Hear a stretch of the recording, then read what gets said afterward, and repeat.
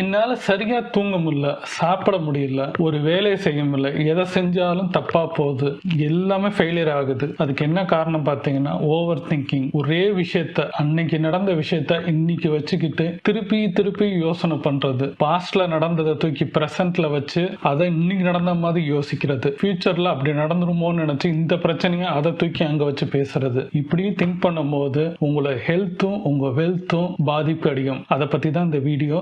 எப்படி over come பண்ணுறது தான், எப்படி இந்த ஓவர் திங்கிங்லேருந்து விடுபடுறதுக்கு எனக்கு தெரிஞ்ச சில டிப்ஸ் சொல்கிறேன். என் பேர் ஸ்ரீராம். மைண்ட் செட் சம்மந்தமாகவும் எண்ணம் போல் வாழ்க்கை, உங்கள் வாழ்க்கையில் தேவையான விஷயங்களை பாசிட்டிவ் மேனரில் அணுகிறத பற்றியும் நெகட்டிவ் தாட்ஸை எப்படி நம்மகிட்டேருந்து போகணும்னு பல வீடியோஸ் பற்றி மேக் பண்ணி போட்டிருக்கேன். நிச்சயமாக உங்களுக்கு பிடிக்கும். ராவன் ரியல் கண்டென்ட்டாக இருக்கும். உங்களுக்கு பிடிச்சிருந்தால் 1க்கு 4 வீடியோ பாருங்கள். பிடிச்சிருந்தால் சப்ஸ்கிரைப் பண்ணுங்கள், சப்போர்ட் பண்ணுங்கள். நம்மளுக்குள்ளே நிறைய தடவை இந்த அனுபவம் நமக்கு தெரியாமையும் நடந்திருக்கும். சாப்பிட மாட்டோம், ஒழுங்கா வேலை செய்ய மாட்டோம். ஒரு ஆணாக இருந்தாலும் பெண்ணாக இருந்தாலும் ட்ரெஸ்ஸிங்ஸ் ஒழுங்காக இருந்திருக்காது, ஷேவ் பண்ண மாட்டோம். ஒரு ஆணும் ஒரு பார்க்கறதுக்கே இருள் அடைஞ்ச மாதிரியே சில பேர் இருப்பாங்க. பேசுனா ஒரே விஷயத்த திருப்பி திருப்பி பேசிட்டு இருப்பாங்க. எனக்கு அன்னைக்கு நடந்தது மாற்றிக்கவே முடியல, அதை உட்காந்து திருப்பி திருப்பி எவ்வளோ சொன்னாலும் அதுக்குள்ளேயே தான் நிற்பாங்க தவிர அது ஒரு வட்டம் போட்டு அந்த விஷயத்தை இங்கே வச்சு யோசிச்சுக்கிட்டே இருப்பாங்க. எப்படி நம்ம நினைக்கலாம், அவங்க எண்ணங்கள் எப்படி இருக்கும்ன்றது ஒரு இமேஜினேஷன்ஸ்ல பாத்தீங்க. சாப்பிட்ற ஐட்டத்துல நம்ம சாம்பார், ரசம், மோர், புளிக்குழம்பு மித்த எல்லா இதையும் போட்டு எல்லா வீட்டில் சமைச்ச அத்தனை காய்கறி 3 வகை காயும் போட்டு அதுல மோரையும் போட்டு மிக்ஸ் பண்ணி சாப்பிட்டா அது எடுத்து பார்த்தீங்கன்னா ஒரு ஸ்மெல் வரும். ஃபுட்டு நல்ல ஃபுட்டு தான், எல்லாமே நல்லா சமைச்சிருப்பாங்க. தனித்தனியா சாப்பிட்டா நல்லா இருக்கும். ஆனா மொத்தமா அதுக்குள்ள போட்டு அதை எடுத்து வாய்க்குள்ள எடுத்தீங்கன்னா ஒமட்டல் தான் வரும். அதே மாதிரிதான் மனுஷன் எண்ணங்கள்ல எல்லா விஷயத்தையும் நடந்த ஒரு விஷயத்தை தூக்கி மிக்ஸ் பண்ணி நம்மளுக்குள்ளே திருப்பி திருப்பி அதை 4 தப்பான விஷயம் நடந்திருக்கும். தப்பா ஒன்று பேசியிருப்பாங்க. லவர்ஸ் ஆணோ பெண்ணோ, அது ஜெண்டர் கிடையாது, அவங்களுக்குள்ள நடந்த விஷயமா இருக்கும், இல்லை பிசினஸ் நடந்த விஷயமா இருக்கும், ஆஃபீஸ் நடந்த விஷயமா இருக்கும், இல்லை ஃபேமிலி நடந்த விஷயமா இருக்கும். நம்ம உண்மையா இருந்திருப்போம், நம்ம நேர்மையா சில விஷயங்கள் நடந்திருக்கும். ஆனா நம்ம மேல தப்பா சொல்லி ஒரு வார்த்தை காயப்படுத்தும் போது அந்த விஷயத்தை திருப்பி திருப்பி யோசனை பண்றது, இது ஒரு வகையா இருக்கும். இன்னொரு வகை எப்படி இருக்கும், நம்ம வாழ்க்கையில நம்ம வாழ்ந்துட்டு தான் இருப்போம். ஆனா எல்லா விஷயத்தையும் அவங்க என்ன நினைப்பாங்க, இவங்க என்ன நினைப்பாங்க, நான் ட்ரெஸ் போறது கரெக்டா, நான் நடக்கிறது சரியா இருக்குமா, நான் இன்னைக்கு சமைச்சு வச்சிருக்கேன், இதை அவங்க சாப்பிடுவாங்களா சாப்பிட மாட்டாங்களா, குறை சொல்லுவாங்களா இல்ல நல்லா இருக்குன்னு சொல்லுவாங்களா, இப்படி அடுத்தவனோட எண்ணத்திலேயே வாழ்றது. நம்ம நம்ம சுயநலத்துல எண்ணாம அவனே யோசிக்கிறது, அடுத்தவனே யோசிக்கிறது. சுயநலம்ன்றது லைஃப்ல சில இடத்துல இருந்தே ஆகணும். வாழ்க்கையில ஒண்ணு புரிஞ்சுக்கோங்க, சுயநலம்ன்றது சில பேர் தப்புன்னு சொல்லலாம். ஆனா என்னை கேட்டா சில இடத்துல மோஸ்ட் ஆஃப் இடத்துல நீங்க சுயநலமா வாழ்ந்தா மாத்திரம்தான் நீங்க ஹெல்த்தும் வெல்த்தாவும் கரெக்டா இருக்க முடியும். வாழ்க்கையில ஜெயிச்சவங்க அத்தனை பேரும் பார்த்தா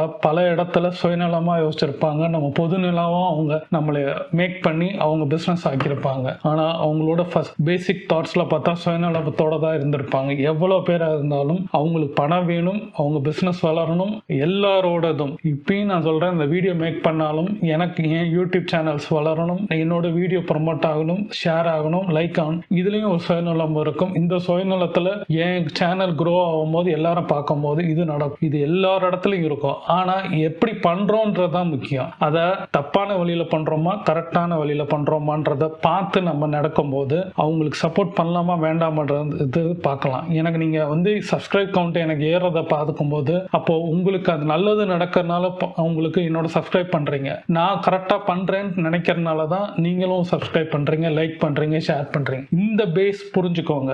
எதை ஓவர் திங்கிங்ன்றது நம்மளுக்குள்ள வரது மாதிரி நம்ம விடுபடணும்னு நினைக்கும் போது எல்லாரோட திங்கிங்க அடுத்தவன் நல்லா இருக்கணும்ன்றது நினைக்கிறது வேற. அவன் என்ன நினைச்சிருவான், அவன் வாழ்க்கையில நல்லது நடக்குது கெட்டது நடக்குதுன்றத அவன் மூளையை தூக்கி நம்ம கிட்ட வச்சுக்கிட்டு இப்படி நினைப்பீங்களா அப்படி நினைப்பீங்களான்னு யோசிச்சு யோசிச்சு வாழ்ந்துட்டே இருப்போம். இதுக்கு பெட்டர் நம்ம செய்ய வேண்டியது அறிகுறின்றதை நம்ம பார்த்தோம்னா ஃபர்ஸ்ட் நம்ம அறிகுறி பார்ப்போம். நம்ம ஒழுங்கா சாப்பிட மாட்டோம், தூங்க மாட்டோம், தூங்குனாலும் டீப் ஸ்லீப் இருக்காது, அந்த எந்திரிச்சாலும் அதே நினைப்புல இருக்கிறது, வாக் பண்ணாலும் நடந்தாலும் எல்லா விஷயத்திலையும் நம்மளுக்கு அதே ஒரு திங்கிங் இருக்கும். இதுக்கு ஒரே ஒரு சொல்யூஷன்ஸ் நம்ம பண்ண வேண்டியது என்னன்னா, பெட்டர் இதுல இருந்து நீங்க வெளிப்புறத்துக்கு ஒரே ஒரு சொல்யூஷன் நான் சொல்றதுக்கு ஒரே ஒரு தான், உட்கார்ந்து ஒரு ஷீட்ல உங்களுக்கு பட்ட பிரச்சனைகள், வெறும் பிரச்சனைகள், உங்களோட சந்தோஷத்தை சொல்ல வெறும் பிரச்சனைகள், அன்னைக்கு பேசின விஷயத்தை எழுத பாருங்க. எனக்கு என்னன்றது தப்பா பேசிட்டாங்க, இல்ல நீங்க என்ன பேசுனீங்க, அந்த வார்த்தையினால அவங்க காயப்பட்டாங்கன்னு நினைச்சிட்டு நீங்க மனசுக்குள்ள காயப்பட்டு யோசிச்சுட்டு இருக்கீங்க. எல்லாத்தையும் எழுதி பார்த்தீங்கன்னா அதுல தப்பு ரைட்டுன்றது உங்களுக்கு உங்க மனசுக்கு அனலைஸ் வரும். எப்படி நான் புரியுற மாதிரி சொல்லலாம்னா, ஒரு வீடு இருக்கு, சுத்தி நம்ம ஒரு வீட்டுக்குள்ள ஒரு ஜாமான் எடுத்துட்டு போறோம்னு வச்சுக்கோங்களேன். ஆனா அந்த இடத்துல ஸ்பேஸ் இருக்கா இல்லையான்றது நமக்கு தெரியாம போறதோட அந்த இடத்துல ஸ்பேஸ் இருக்கா இல்லையான்றது நம்ம கன்ஃபார்ம் பண்ணிட்டு ஒரு ஜாமான் கொண்டு போய் ஒரு பீரோவோ ஒரு ஃப்ரிட்ஜோ ஒரு வாஷிங் மிஷினோ கரெக்டான அதுக்கு பிளேஸ்மெண்ட் பண்றதுக்கு அதுக்குன்னு ஒரு இடத்த வச்சிருப்போம். ஆனா மனசுன்றது என்ன பார்த்தீங்கன்னா எல்லாத்தையும் கொண்டு போய் டம்ப் பண்றது. ஒரே ரூம்ல வந்து ஃப்ரிட்ஜு, வாஷிங் மிஷின், கட்டில், சமைக்கிற ஜாமான் எல்லாம் ஒரே ரூம்குள்ள டப் பண்ணா எப்படி இருக்கும்? நம்ம நவரவும் முடியாது, போகவும் முடியாது, எடுத்து சமைக்கவும் முடியாது, எதுவும் பண்ண முடியாது. அதே மாதிரி தான் மனசு, ஒரு வீடு மாதிரி தான் இருக்கு மனசு. எது தேவை அதை வந்து கொண்டு போய் சமைக்கிற இடத்துல தான் ஜாமான் வச்சிடணும். வாஷிங் மிஷினை எதுக்குன்னு அதுக்குன்னு ஒரு டேப் ஒரு ஓரத்துல இருக்கும், அந்த கார்னர்ல வச்சிடணும். கட்டில் எங்க வைக்கணுமோ அது பெட்ரூம் ஓரத்துல வைக்கணும். நம்ம கம்ப்யூட்டர் டேபிள்ஸ் இருக்குன்னா அதுக்குன்னு ஒரு இடத்துல வைக்கணும். அப்ப என்ன ஆகும்னா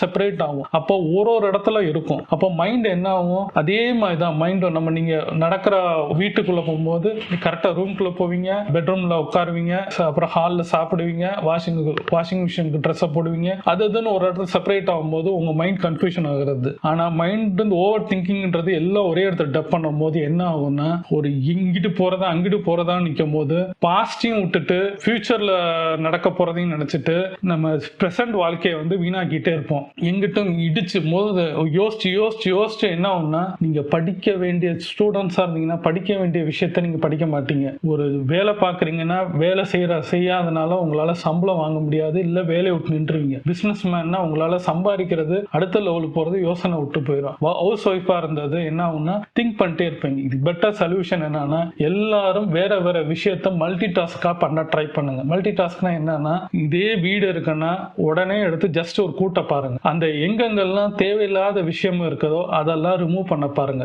ட்ரெஸ் தேவையில்லையா, தேவையில்லாம பழைய ட்ரெஸ் எல்லாம் இருந்துச்சுன்னா அது தூக்கி மனசார தூக்கி போடுங்க. சில பேர்லாம் பாத்தீங்கன்னா 10 வருஷத்துக்கு முன்னாடி வாங்கினது, கிழிஞ்ச ட்ரெஸ், அழுக்கு போனது, இது வந்து என்ன பண்ணுவாங்கன்னா, எனக்கு வந்து அதை போட்டு போனேன்னா எனக்கு வந்து லைஃப்ல நல்லா இருக்கும், அன்னைக்கு பாசிட்டிவா நடக்கும் அப்படின்னு அவங்க தப்பான கணக்குலயே அவங்க ஓட்டிட்டு இருக்கனால துணிகள் சேர்ந்துகிட்டே இருக்கும். ஒரு பீரோ ஃபுல்லா தேவையில்லாம இருக்கும். ஃபர்ஸ்ட் அதை அனலைஸ் பண்ணுங்க. உங்க மைண்டும் அதுக்கும் வந்து ஒரு பிராக்டிஸ் மாதிரி பண்ணணும்னா, முதல்ல அழுக்கு துணியும் உங்க வீட்டுல இருக்க தேவையில்லாத துணியும் சிலதெல்லாம் தூக்கி போடுறதுன்னா அது தூக்கி போட பாருங்க. வேஸ்ட் பேப்பர்ஸ் முதல்ல. டெஸ்க்டாப் உங்க வீட்டுல இருக்கிற ஒரு டேபிள், கம்ப்யூட்டர் டேபிளா இருந்துச்சுன்னா அங்க பாத்தீங்கன்னா நிறைய பேப்பர்ஸ் இருக்கும், தேவையில்லாததெல்லாம் இருக்கும். அதுல ஒரு கீபோர்டு, அந்த கீபோர்டு பாத்தீங்கன்னா ஓரத்துல இங்கிட்ட இருக்கும். மவுஸ் வச்சுட்டு இப்படி வேலை பார்த்துட்டு ஒழுங்கா பண்ண மாட்டோம். முதல்ல அதை கிளீன் பண்ணுங்க. கிளீன் பண்ணும் போது உங்க மைண்ட் வாட்ச் பண்ணிட்டே இருக்கும். அது என்ன ரெக்கார்டிங் மாதிரி நம்ம மனசு சப்கான் மைண்ட்ல போய் ரெக்கார்ட் ஆகும். கிளீன் பண்ண என்ன ஆகும்னா, ஒரு விஷயத்தை நம்மளுக்குள்ள இருக்கிற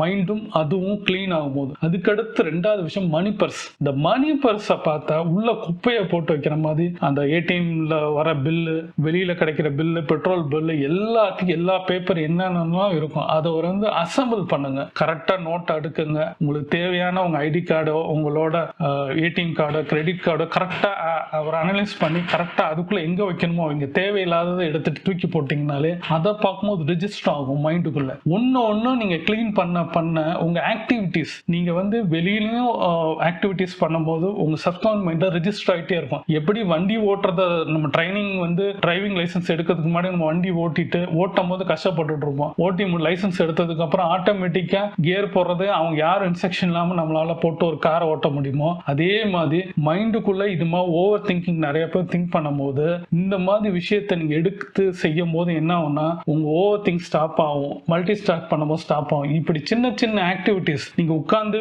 நீங்க ஒரு வாக்கிங் போனா உங்களோடது டெய்லி ஒரு 20 மினிட்ஸ் வாக்கிங் போனாலும் உங்களுக்கு வந்து ரிலாக்ஸேஷன் கிடைக்கும். யோகா பண்ணீங்கன்னா ரிலாக்ஸேஷன் கிடைக்கும். சில பேர்ட்ட உட்கார்ந்து பேசுங்க. உங்க பிரச்சனை என்னன்றது அட்லீஸ்ட் உங்க வீட்டாள்கிட்ட பேசுங்க, இல்ல உங்க ஃப்ரெண்ட்ஸ்கிட்ட பேசுங்க, இல்ல ஃபாரின்ல உங்க ஃப்ரெண்டோ யாரோ தெரிஞ்சவங்க இருக்கிறாங்கன்னா போன்ல பேசுங்க. உங்க லவ்வரோ ஆணோ பெண்ணோ யாரா இருந்தாலும் உட்கார்ந்து தெளிவா பேச பாருங்க. என் ப்ராப்ளம் இதான், இந்த மாதிரி நான் ஃபேஸ் பண்றேன் அப்படின்றத உங்க இதை வந்து கொட்ட பார்த்தீங்கன்னா அதுவும் நான் சொன்ன மாதிரி ஒரு ரூமை கிளீன் பண்ற மாதிரி மனசு கிளீன் ஆகும். நீங்க சொல்ல சொல்ல சொல்ல என்ன ஆகும்னா மனசுல இருக்கிற இந்த நெகட்டிவ் தாட்ஸ் வந்து வெளியில போகும். நான் சொன்ன மாதிரி சொன்ன மாதிரி ஒரு பேப்பர்ல எழுதிட்டு ஃபுல்லா உங்களுக்கு என்னென்ன பிரச்சனைகளோ எல்லா நெகட்டிவ் தான் சொல்றேன், பாசிட்டிவான விஷயம் சொல்ல நெகட்டிவ் எல்லா விஷயத்தையும் எழுதுங்க. என்னால தூங்க முடியல, என்னால சாப்பிட முடியல, முடியல, எனக்கு வந்து எங்க அண்ணன் என்னை திட்டினா, எங்க அப்பா திட்டினாங்க, அம்மா திட்டினாங்க, என்ன பாஸ் திட்டினாங்க, என் பிசினஸ்ல இப்படி ஃபெயிலியர் ஆச்சு, இப்படியும் உங்களுக்கு நிறைய விஷயங்கள் உங்க தாட்ஸுக்குள்ள என்னென்ன இப்ப தோணுதோ உட்கார்ந்து கடன் எழுதுங்க. சில பேர் நான் என்ன சொல்லுவேன்னா, தொடர்ந்து ஒரு 3 நாள் 4 நாள் வந்து டைரி எழுதுற மாதிரி ஒரு நோட்ல உட்காந்து ஒரு பேப்பர்ல கண்டினியூவா எழுதுங்க.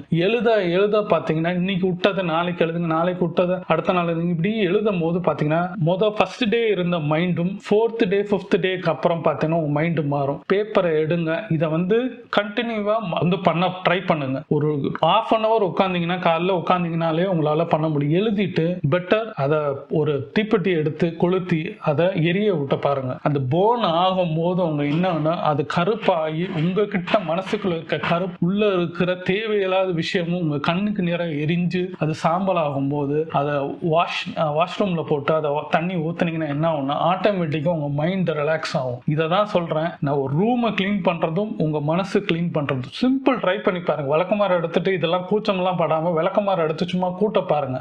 கூட்ட உங்க ரூம் அசம்பிள் பண்ணி பார்த்தாலே, உங்க இடத்த அசம்பிள் பண்ணி பார்த்தா, சின்ன 10 ரூமும் கூட இருந்தா கூட அசம்பிள் பண்ண பார்த்தாலும் அதை உங்க மைண்ட் ஏத்துக்கிட்ட ரிஜிஸ்டர் ஆகும். ஓ, இதை தான் நம்ம பண்ணணும் போல இருக்கு. அப்ப மனசுக்குள்ள இருக்கிற எண்ணங்கள் மாற்றம். பெட்டர் இன்னொன்னு சொல்றேன், நீங்க இதுல இருந்து வெளிப்படுறதுக்கு நீங்க யோகா பண்ணாலும் பெட்டர், வாக்கிங் பண்ணீங்கன்னா 20 நிமிஷம் டெய்லி பண்ணீங்கனாலும் பெட்டர். இதெல்லாம் வந்து 48 டேஸ் நீங்க பண்ணீங்கனாலே சேஞ்ச் ஆகும். எழுதுறதுன்றது ஒரே நாள் எழுதினாலும் சரி, 7 நாள் உட்கார்ந்து எழுதினாலும் அது உங்களோட ப்ராசஸ் பொறுத்து. இன்னொன்னு 2 விஷயம் சொல்றேன். கண்ணாடிக்கு முன்னாடி உட்கார்ந்து பேச பாருங்க. கண்டினியூவா உங்க பிரச்சனையை சொல்ல பாருங்க, இல்ல உங்க சந்தோஷத்தை அதுல பருத்த பாருங்க. அது என்ன ஆகும்னா உங்க மைண்டே வந்து உங்களையே அதுல பார்க்கும் போது என்ன ஆகும்னா அந்த ஹை வந்து நேரட உங்க ஹையே நீங்க செக் பார்க்கும்போது உங்க விஷயங்கள் சந்தோஷமா இருந்தாலும் சரி, உங்க துக்கமா இருந்தாலும் சரி, சொல்ல என்ன ஆகும்னா வெளியில எரிமலை மாதிரி வெடிச்சு வெளியில போகும். தப்பான விஷயமா இருந்தா நெகட்டிவ் தாட்ஸ்னா வெளியில கொட்டும், பாசிட்டிவான தாட்ஸ்னா அதை பார்க்கும்போது சிரிப்பீங்க. அந்த சிரிக்கும் போது என்ன ஆகும்னா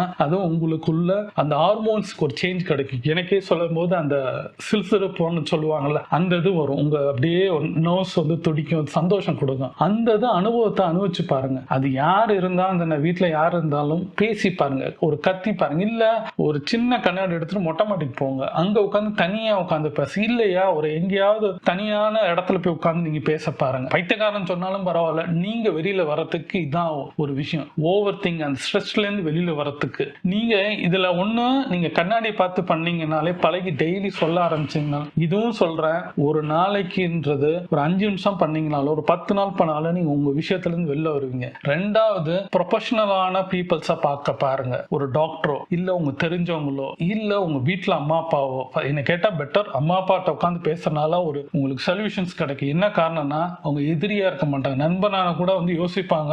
நண்பன் சில பேர் தெரிஞ்சவங்க வேற யார்ட்டோ நம்ம யார்ட்டே போனா நம்மளால அவங்களுக்கு என்ன பெனிஃபிட்ஸ் யோசிக்க பார்ப்பாங்க. சொல்றதுனால அம்மா அப்பா அப்படி யோசிக்க மாட்டாங்க. நம்ம குழந்தை நம்ம இந்த பிரச்சனை இருக்கு, அவங்களுக்கு கரெக்டான சொல்யூஷன் கொடுக்கணும்னு யோசிப்பாங்க. அவங்க முடிஞ்சா அந்த சொல்யூஷன் கொடுப்பாங்க, இல்லையா ஒரு டாக்டர்கிட்ட கூட்டு போவாங்க. இதுக்குன்னு ப்ரொஃபஷனல் பீப்புள்ஸ் இருக்காங்க. பயப்படாதீங்க, நம்மளுக்கு பைத்தியம் முடிச்சிருச்சோ அந்த மாதிரி எல்லாம் கிடையாது. இது ஜஸ்ட் ஒரு ஃபீவரோ தலைவலியும் மாதிரி ஒரு நம்மளுக்கு இருக்கிற பிரச்சனை. இது கண்டினியூவா ஆனா மாத்திரம் தான் நான் ப்ரொஃபஷனல் டாக்டர்ஸை பார்க்கணும்னு சொல்லுவேன். இப்ப நான் சொன்ன மெத்தட்ஸ் எல்லாம் நீங்க பண்ணாலே, உங்க திங்கிங்ஸ் வெளில வந்துட்டாலே உங்களுக்கு எந்த பிரச்சனையும் வராது. ஆட்டோமேட்டிக் டாக்டரே வந்து இந்த மாதிரி தான் உங்கள்கிட்ட பேசுவாங்க, இந்த மாதிரி எழுதுங்கன்னு, சாங்ஸ் கேளுங்கன்னு சொல்லுவாங்க, சந்தோஷமா இருக்க ட்ரை பண்ணுங்கன்னு, சீனரிஸை பாருங்க, வாக்கிங் போங்கன்னு சொல்லுவாங்க.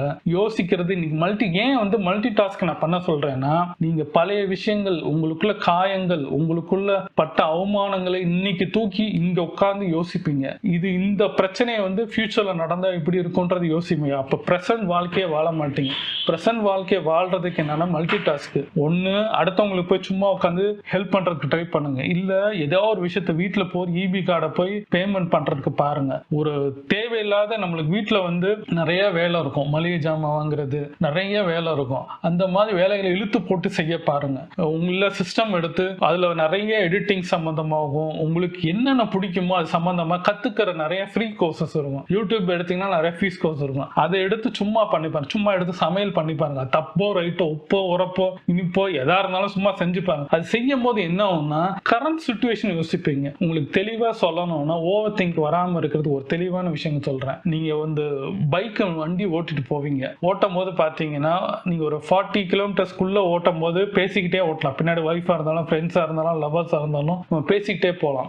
இதே 140 கிலோமீட்டர்ஸ் ஓட்டி பாருங்களேன். உங்களுக்கு உங்க மைண்ட் வந்து நீங்க 40 கிலோமீட்டர் யோசிக்கும் போது உங்க மைண்ட் ஒன்று யோசிச்சுட்டு இருக்கும், நீங்க ஒன்று பேசிட்டு இருப்பீங்க, வண்டி கரெக்டா ஓட்டிங்க, 3 வேலை பண்ணிட்டு இருப்பீங்க. ஆனா 140 கிலோமீட்டர்ஸ்ல ஓட்டி பாருங்க, சல்லுன்னு ஒரு பைபாஸ் ரோட்ல எடுத்து ஓட்டும் போது என்ன ஆகும்னா, உங்களால பின்னாடியும் பேச முடியாது, மைண்ட் என்ன யோசிக்க முடியாது, நாளைக்கு என்ன பண்றது, ஆபீஸ்ல என்ன பண்ணிருப்பாங்க, அன்னைக்கு என்ன திட்டினாங்க, அசிங்கப்படுத்தாங்க, அது யோசனை வராது. கரெக்டா ஓட்டணும், ஒரு பயம் இருக்கும். கரண்ட் அந்த சுச்சுவேஷனை அந்த செகண்ட் யோசிப்பீங்க.